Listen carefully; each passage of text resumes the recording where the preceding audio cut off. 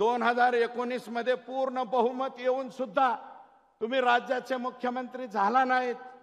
जनादेश तुमच्या बाजूने होता, पण पहाटच आमचा जनादेश चोरून नेला। ज्या प्रकारे आपल्यावर आणि त्या कालावधीत ज्या प्रकारे आपल्यावर राजकीय आणि कौटुंबिक जीवनातून उद्ध्वस्त करण्याचे कटकारस्थानं राखली गेली, रचली गेली, परंतु आपण कुशाग्र बुद्धीने जो संघर्ष केला ना साहेब, त्याला तोडच नाही, त्यावर मात केली आपण। आणि त्याला तोडच नाही, बिनजोड पहिलवान म्हणतात, तो बिनजोड पहिलवान आहे तुम्ही।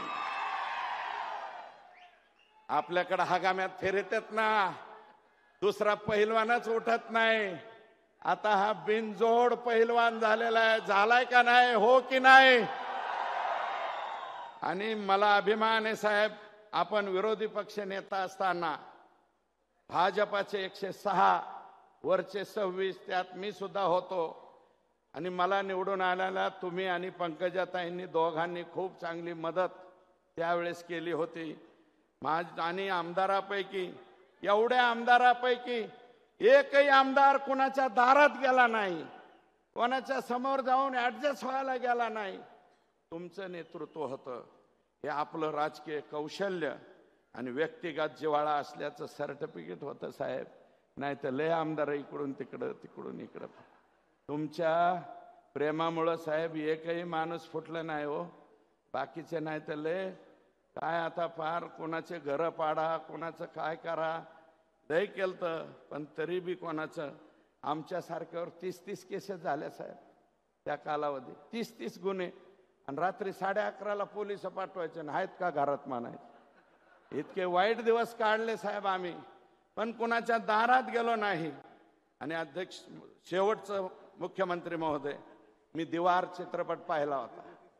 दीवार, हे मला पाणी पाजलं, पान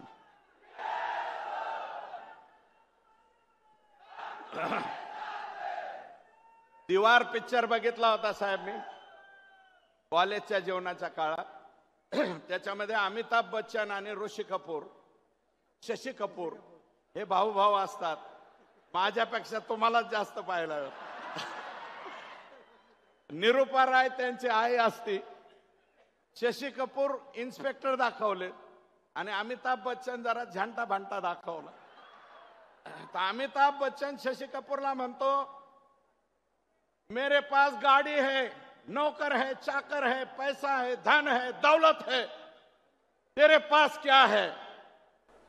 त्यावेळेस शशी कपूर म्हणतो, मेरे पास माँ है,